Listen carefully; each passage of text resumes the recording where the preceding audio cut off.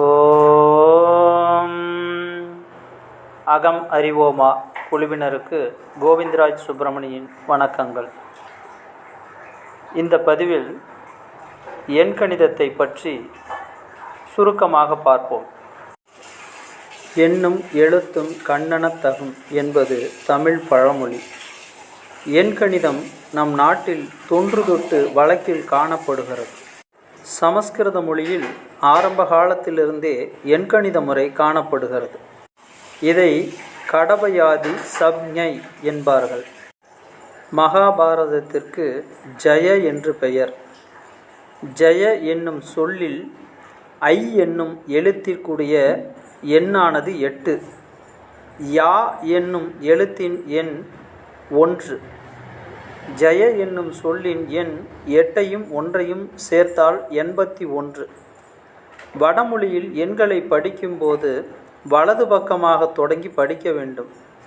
எனவே 81 என்பதை சமஸ்கிருதத்தில் படித்தால் 18 ஆகும். மகாபாரதத்தில் 18 பிரிவுகள் உள்ளன, அதாவது 18 பருவங்கள் என்பார்கள். இதில் 18 அத்தியாயங்களை கொண்ட கீதையும் உள்ளது. எனவே இது ஜெய என்று போற்றப்படுகிறது.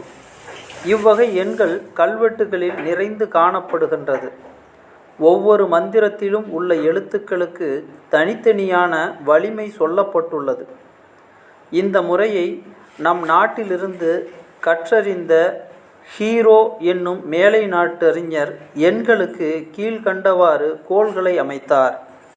சூரியன் என்ற கிரகத்துக்கு 1ஆம் எண்ணும், சந்திரன் என்ற கிரகத்துக்கு 2ஆம் எண்ணும், குரு என்ற கிரகத்துக்கு 3ஆம் எண்ணும், ராகு என்ற கிரகத்துக்கு 4ஆம் எண்ணும், அதாவது கியூரோ என்பவர் யுரேனஸ் என்றுதான் ராகுவிற்கு பதில் குறிப்பிடுகிறார். 5 என்ற எண்ணுக்கு புதனையும், 6 என்ற எண்ணிற்கு சுக்கிரனையும், 7 என்ற எண்ணிற்கு நம் நாட்டில் கேதுவை குறிக்கிறார்கள். ஆனால் மேலை நாடுகளில் நெப்டியூனை குறிக்கிறார்கள். 8 என்ற எண்ணுக்கு சனியும், 9 என்ற எண்ணுக்கு செவ்வாயையும் குறிக்கிறார்கள். நம் நாட்டில் தற்போது பலரும் இம்முறையை பின்பற்றுகிறார்கள். குறிப்பாக எண்கணிதத்தில் விற்பனராக கருதப்படும் பண்டிட் சேதுராமன் அவர்கள் இம்முறையையே சிறந்த முறையாக கொண்டு எண்கணிதத்தை பற்றிய நூல்களை இயற்றியுள்ளார். ஹீரோ நம் நாட்டு எண்கணிதத்தை பயின்றாலும் தன் நாட்டிற்கு தகுந்தது போல மாற்றி அமைத்து கொண்டுள்ளார். எனவே அதனை அப்படியே ஏற்றுக்கொள்ள இயலாது. குறிப்பாக யுரேனஸ், நெப்டியூன் ஆகிய 2 கோள்களை மட்டும் எடுத்துக்கொண்ட கியூரோ மற்றொரு கோளான புளூட்டோவை சேர்த்து கொள்ளவில்லை. நம் நாட்டை பொறுத்தவரை நாம் இந்த 3 கோள்களையுமே கணக்கில் எடுத்து கொள்ளவில்லை. மாறாக நிழல் கிரகங்கள் என்று சொல்லப்படும் ராகு, கேதுவை நம் கணக்கில் எடுத்துக்கொள்கிறோம். பண்டிட் சேதுராமன் அவர்கள் 4 என்ற யுரேனஸுக்கு பதிலாக ராகுவையும், 7 என்ற எண்ணுக்கு நெப்டியூனுக்கு பதிலாக கேதுவையும் கணக்கில் எடுத்துக்கொள்கிறார். இனி பொதுவாக வழக்கில் காணப்படும் பண்டிட் சேதுராமன் முறையை பற்றி ஆராய்வோம். இனி பொதுவான வழக்கில் காணப்படும் பண்டிட் சேதுராமன் முறையை பற்றி ஆராய்வோம். ஆங்கில எழுத்துக்களுக்கு கொடுக்கப்பட்ட எண்களை பற்றி பார்ப்போம். 1 என்ற எண்ணுக்கு AIJQY என்ற 5 எழுத்துக்கள் வரும். 2 என்ற எண்ணுக்கு BKR என்ற 3 எழுத்துக்கள் வரும். 3 என்ற எழுத்துக்கு CGLS என்ற 4 எழுத்துக்கள் வரும். DMT என்ற 3 எழுத்துக்கள் 4 என்ற எண்ணிற்கு வரும். 5 என்ற எண்ணுக்கு EHNX என்ற 4 எழுத்துக்கள் வரும். 6 என்ற எண்ணிற்கு UVW என்ற 3 எழுத்துக்கள் வரும். 7 என்ற எண்ணுக்கு OZ என்ற 2 எழுத்துக்கள் வரும். 8 என்ற எண்ணுக்கு FP என்ற 2 எழுத்துக்கள் வரும். இம்முறைப்படி எண் 9க்கு எந்த எழுத்தும் இல்லை. ஒருவருடைய பிறந்த தேதியை அவருடைய பிறவி எண்ணாகவும் கூட்டுத்தொகையை விதி எண்ணாகவும் பெயரிலுள்ள எழுத்து எண்களை கூடுதலை பொறுத்து பெயர் எண்ணும் குறிப்பிடப்படுகிறது. இதற்கு தகுந்தாற்போல் பெயரெண் வைத்து கொண்டால் வாழ்வில் முன்னேற்றம் வரும் என்பது இவர் கருத்து. இதற்கு இவர் கூறும் எடுத்துக்காட்டு, கொளுத்தும் வெயிலை தடை செய்ய இயலாதவன் குடையினால் ஓரளவு வசதி செய்து கொள்வது போல் இந்த பெயரெண் உதவும் என்கிறார். ஹீரோ நமது நூலில் பிறந்த எண்ணைத்தான் மூலமாக முக்கியமாக கொள்கிறார். உடலெண் அல்லது பிறவியெண் என்பது நாம் பிறந்த மாதத்தின் தேதியை கொண்டது. அதாவது நான் 15ஆம் தேதி பிறந்திருந்தால் 5ஐயும் 1ஐயும் கூட்டினால் 6 என்ற எண் வரும். இது உடலெண் அல்லது பிறவியெண். உயிரெண் அல்லது விதியெண் என்பது நான் பிறந்த தேதி, பிறந்த மாதம், பிறந்த வருஷத்தை கொண்டு கணக்கிடுவது உயிரெண். ஒருவர் 16/12/1980 வருடம் பிறந்திருக்கிறார் என்றால் இவருக்கு உயிரெண் எப்படி கண்டுபிடிப்பதென்றால் 1 கூட்டல் 6 7வது எண், 1 கூட்டல் 2 3, 7 3 10. அதே போல் வருடத்தை கூட்டினால் 1 கூட்டல் 9 அதுவும் 10 ஆக 20. அதற்கப்புறம் 80 வரும். அதில் 0ஐ தள்ளிவிட்டு 8ஐ கூட்டினால் 28. 2ஐயும் 8ஐயும் கூட்டினால் 1 வரும், 10வது எண் வரும். ஆக 0ஐ கழித்தால் அவருக்கு உயிர் எண் 1. இந்த எண் சூரியனின் ஆதிக்கத்தில் வரும். ஆக உடல் எண் கேதுவுக்குரிய 7வது எண்ணாகவும் உயிர் எண் சூரியனுக்குண்டான 1வது எண்ணாகவும் வருகிறது. நாம் வைத்துள்ள பெயர்களை கொண்ட ஆங்கில எழுத்துக்கு தகுந்த எண்களை அந்த பெயர்களுக்கு கீழே எழுதி அவற்றை கூட்டினால் அந்த எண்ணின் கூட்டுத்தொகை தான் நமக்கு பெயரெண்ணாக வரும். இந்த எண்கணித ஜோதிடத்தை எனக்கு தெரிந்த அளவிற்கு நான் ஆய்வு செய்ததில் கிடைத்த விஷயங்களை மட்டும் இந்த பதிவில் பகிர்ந்து கொள்கிறேன். இந்த எண்கணித ஜோதிடம் என்பது இந்த ஒரு 20 வருடங்களுக்கு உள்ளாகத்தான் மிகவும் அதிகமாக பேசப்பட்டு வருகிறது. தனக்குண்டான பெயரை மாற்றி வைத்தால் நல்லது நடக்கும் என்பது எந்த அளவுக்கு உண்மை என்றால், அவர்களுக்கு ஜாதகத்தில் அமைப்பு இருந்தால் மட்டுமே அந்த அளவுக்கு பலனை செய்யும். இல்லையென்றால் பெயர் மட்டும்தான் மாறும். பெயரை மாற்றி வைத்தால் எல்லா விஷயங்களும் அவரவர்களுக்கு சாதகமாக நடக்கும் என்றால் எல்லோருமே பெயரை மாற்றி வைத்து கொள்வார்கள். ஆனால் அப்படியெல்லாம் யாருக்கும் நடப்பதில்லை. பெயர் மாற்றம் என்பது அதுவாகவே நிகழும்.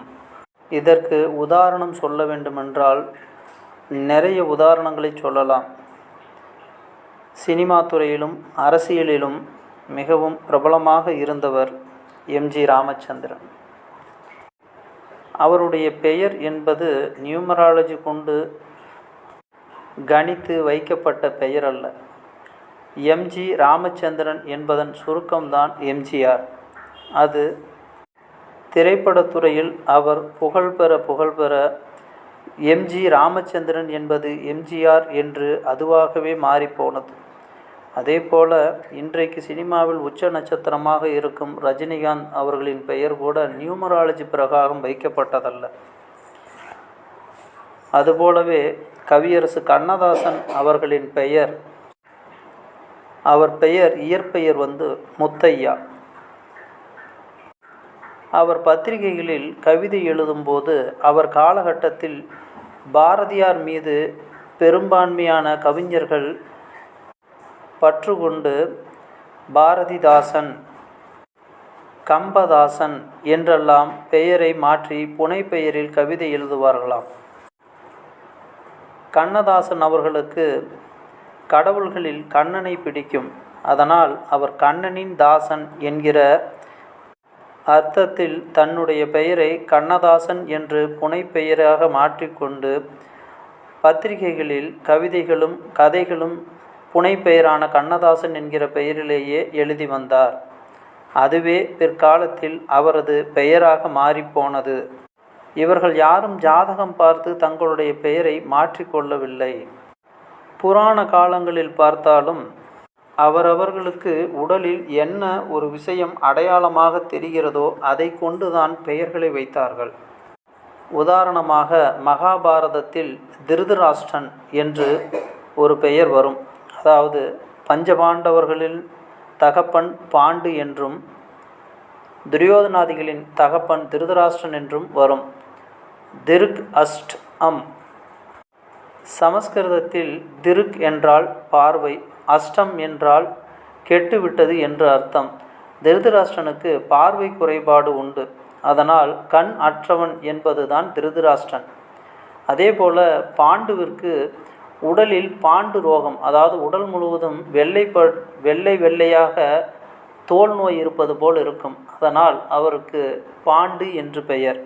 மகாபாரத்தில் கிருஷ்ணன் என்று கண்ணனுக்கு பெயர். கிருஷ்ணன் என்றால் கரிய என்று பொருள், அதாவது கருப்பானவன் என்று பொருள்.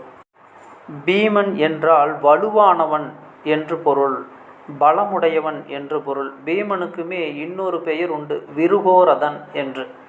விருகோரதம் என்றால் ஓநாய் வயிறு என்று அர்த்தம். ஓநாயின் வயிறு எப்போதும் ஒட்டியே இருக்கும். அது எவ்வளவு உணவு உண்டாலும் வயிறு ஒட்டியே இருக்கும். பீமனும் எவ்வளவு உணவு உண்டாலும் அவனுடைய வயிறு பெருக்காமல் ஒட்டியே இருக்கும். அதனால் பீமனுக்கு விருகோரதன் என்ற பெயரும் உண்டு. ஒருவருடைய பெயர் மாற்றம் என்பது அவர்களுடைய செயலை பொறுத்து பெயர் மாறிக்கொண்டே இருக்கும். அவர் செய்யக்கூடிய தொழிலை கொண்டு பெயர் மாறும்.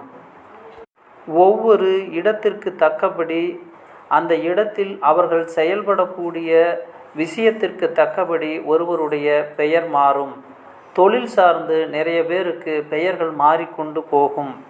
தொழிலுக்குண்டான பெயரே அவர்களுடைய பெயராக மாறும். எனக்கு தெரிந்த ஒருவர், அவர் வசிக்கும் பகுதியை விட்டு வேறு ஒரு ஊரில் ஒரு கடை ஒன்றை வைத்தார். அந்த கடைக்கு தனது தகப்பனாரின் பெயரை பெயர் பலகையில் எழுதி அதைவே கடை பெயராக வைத்தார். அந்த ஊரில் இருப்பவர்களெல்லாம் அவருடைய தகப்பனார் பெயரை கொண்டே அந்த கடைக்காரரை அழைக்க ஆரம்பித்தார்கள். அவர் பிறந்த ஊரில் அவருடைய பெயர் வேறு, அவர் தொழிலுக்காக இருக்கக்கூடிய ஊரில் அவருடைய பெயர் வேறு. ஆக தொழில்முறை சார்ந்து அவருக்கு அமைப்பில் இந்த பெயர்தான் வர வேண்டும் என்று இருந்தால் அது தானாகவே வரும். முன்பு சொன்ன பிரபலங்களுக்கு உண்டான விஷயங்களையும் பார்த்தீர்கள் என்றால் தொழில்முறை சார்ந்தே அவர்களுடைய பெயர்களும் மாறியிருக்கிறது. ஒரு அலுவலகத்தில் பல பிரிவுகளில் ஒவ்வொருவரும் வேலை செய்வார்கள். அவர்கள் செய்யக்கூடிய வேலையின் பெயரை சொல்லித்தான் அவர்கள் மற்றவர்கள் அழைப்பார்கள். எப்படி என்றால், அந்த கிளர்க்கை கூப்பிடு, மேனேஜர் கூப்பிடுகிறார், பியூனை கூப்பிடு, வாட்ச்மேனை கூப்பிடு. அங்கு அவர்களுக்கு பெயர் அவர்கள் செய்யக்கூடிய தொழில்தான். அவர்களுக்கு வருமானம் வர வேண்டுமென்றால் அவர்களுடைய பெயர், இயற்கையாக வைக்கப்படும் பெயர் அவர்களுக்கு வராது. அவர்கள் செய்யக்கூடிய தொழிலின் பெயரால் தான் அவர்கள் அங்கு மதிக்கப்படுவார்கள் அல்லது அவமானப்படுத்தப்படுவார்கள். அதுக்குண்டான வேல்வேஷன், அதாவது மதிப்பே அங்கு இருக்காது. தொழிலுக்குண்டான பெயரின் மதிப்பு மட்டும்தான் அங்கு இருக்கும். தொழிலை சிறப்பாக செய்தால் அந்த பெயருக்குண்டான மதிப்பு கூடும், அவமானம் இருக்காது. தொழிலை சரிவர செய்யாமல் விட்டால் அந்த பெயருக்குண்டான மதிப்பும், அதாவது தொழில் சார்ந்த பெயருக்குண்டான மதிப்பும் குறையும், அவமானமும் பட நேரும். இயல்பாக ஒவ்வொரு மனிதனுக்கும் அவன் பிறந்ததிலிருந்து அவன் இறக்கும் காலம் வரை பல பெயர்களில் அவன் அழைக்கப்படுவான். அதற்குண்டான நடத்தையின் பேரில் அதற்குண்டான மரியாதை கிடைக்கும். உறவு முறைகளில் எடுத்துக்கொண்டாலுமே ஒருவருக்கு வைத்த பெயரை பெற்றோர்கள் ஒரு மாதிரியாக கூப்பிடுவார்கள், உடன் பிறந்தவர்கள் ஒரு மாதிரி கூப்பிடுவார்கள், நண்பர்கள் அவர் பெயர்களில் பாதியை மட்டும் கூப்பிடுவார்கள், உறவினர்கள் எல்லோரும் உறவு முறையை சொல்லி கூப்பிடுவார்கள். அண்ணன், தம்பி அல்லது மாமன், மச்சான் என்று உறவு முறையை சொல்லி தான் கூப்பிடுவார்கள். பெயரை சொன்னால் அங்கு மதிப்பு இருக்காது. நமது பெயர் என்பது இடத்திற்கு இடம் உறவுமுறை சார்ந்தும் தொழில்முறை சார்ந்தும் மாறிக்கொண்டேதான் இருக்கிறது. அப்புறம் எதுக்கு எண்கணிதம் என்றால் எல்லாருடைய பேராசையும் தான். இப்படியும் ஒரு வழி இருக்கிறது. இதுபோல் திறமையுள்ளவன் இந்த முறையில் பெயரை மாற்றிக்கொண்டால் அவனுக்கு அது வலிமையை சேர்க்கும் என்பதுதான் எண்கணிதத்தின் பொருள். திறமையே இல்லாதவன் என்னதான் பெயரை மாற்றி வைத்து கொண்டாலும் ஒரு பிரயோஜனமும் இல்லை. திறமை உள்ளவனுக்கு எண்கணிதம் பார்த்துத்தான் பெயர் வைக்க வேண்டும் என்பது அல்ல, அதுவாகவே பெயர் மாறும். கட்டடம் கட்டுபவர்களை என்ன சொல்வோம்? மேஸ்திரி, சிட்டால், கொத்தனார். அவர்களது பெயர்களை சொல்லியெல்லாம் பெரும்பாலும் அழைக்க மாட்டோம். ஒரு நாளில் அவர்களை 50 முறை கூப்பிடுகிறோம் என்றால் குறைந்தபட்சம் ஒரு முறை கூட அவர்களை பெயரை சொல்லி அழைப்போமா என்பதெல்லாம் இருக்காது. அவர்களுடைய தொழில் சார்ந்த பெயர்களை மட்டுமே கூப்பிடுவோம். பள்ளிக்கூடத்தில் உள்ள ஆசிரியைகளுக்கு அது 25 வயதானாலும் சரி, 60 வயதானாலும் சரி, ஒரே பெயர் மிஸ். 10ஆம் வகுப்பு மிஸ்ஸை கூப்பிடுங்க, 12ஆம் வகுப்பு மிஸ்ஸை கூப்பிடுங்க அப்படின்னு தான் சொல்லுவாங்க.